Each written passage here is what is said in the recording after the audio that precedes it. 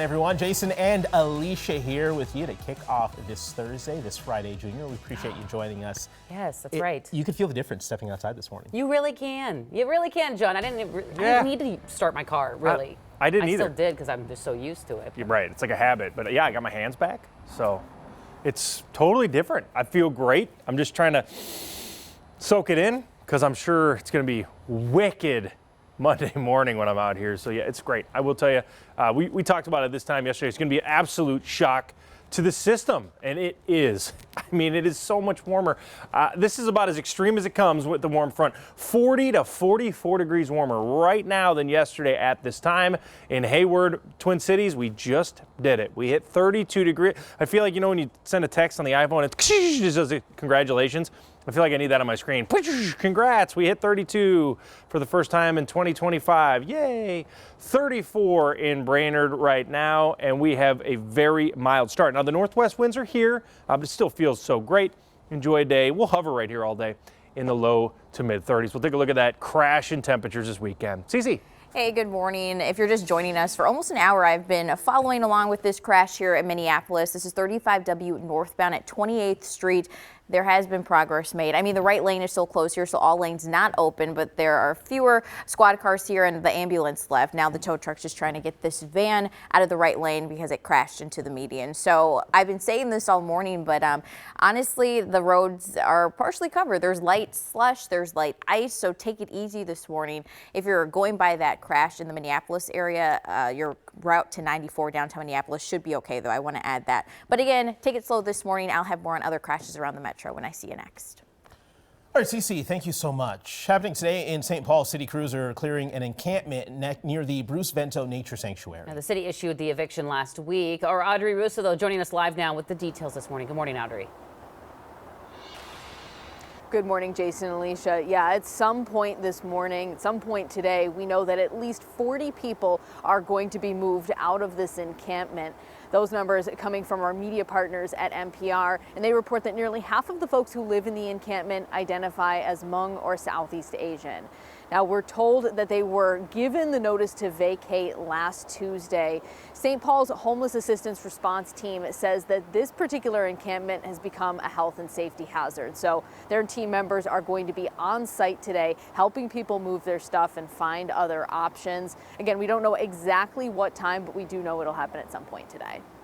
And Audrey, we can see from some of the images that we were just showing, but what are some of the safety hazards this encampment has caused?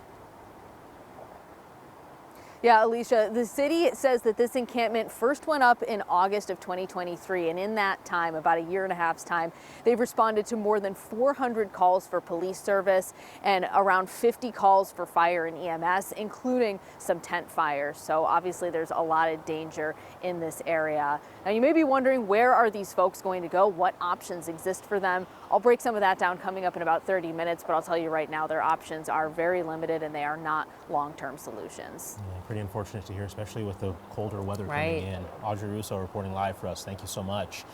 Well, in 3 hours, the man St. Paul police shot at officers while leading them on a chase earlier this week will appear in court for the first time. It comes a day after new charges and video of the incident were released. Our Michelle Beck joins us from the newsroom with the details. Michelle. Hey, Samuel Flowers is facing multiple felony charges, including second-degree attempted murder. And you can see here how his target allegedly was an officer. Dashcam video from St. Paul Police shows flashes coming from the 26-year-old's car as an officer radios he's being shot at. In total, about a dozen shots were fired at the fleeing car's back window. That's according to court documents, which also reveal the chase began Monday night when police tried to pull him over for speeding. Flowers eventually crashed into a parked car, leading to his arrest. Authorities say they found a stolen AR-style rifle and suspected drugs. Flowers had been out on bail for a weapons charge. Bail this time is set at $10 million. Back to you. All right, thanks for the explanation, Michelle. Appreciate it. This morning, Fridley Public Schools is canceling classes for a second day in a row. This comes after threats were made against schools in the district. Police now say they've arrested a 13-year-old boy, but say they found more threats on social media platforms. We have much more on this story coming up here in the next 30 minutes.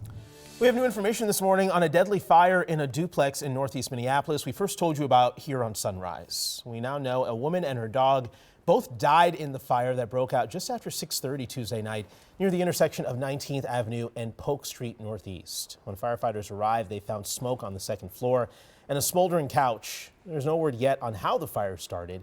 This is the first fire-related death in Minneapolis this year. All right, 6:06 on your Thursday, a busy day ahead at the state capitol. In just hours, Governor Walz is expected to present the 2025 budget, and lawmakers could start introducing the first bills of the new session. But this comes as drama and now legal challenges are playing out in the Minnesota House. Meantime, the Senate is agreeing to a power-sharing plan. The chamber is evenly split between Republicans and Democrats and said it will bring equal membership from each caucus to the 20 committees, along with co-chairs and co-vice chairs.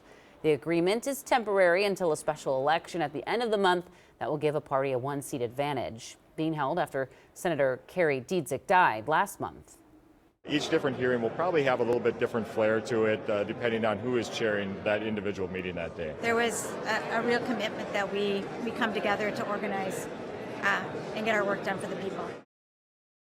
The agreement is actually molded after the plan members of the House had been negotiating for the last 2 months now. The Republicans have a majority for now, but the Democrats contend that's going to change to a tie when it holds its own special election at the end of January.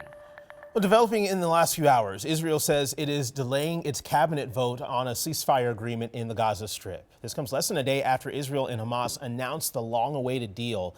The Israeli cabinet was expected to vote today, but is now blaming Hamas for going back on parts of the agreement. Israeli Prime Minister Benjamin Netanyahu's office says his cabinet won't meet to approve it until Hamas backs down. But Hamas says it remains committed to the truce. Meanwhile, the Associated Press is reporting since yesterday's deal was announced, Israeli strikes across the Gaza Strip have killed at least 72 people.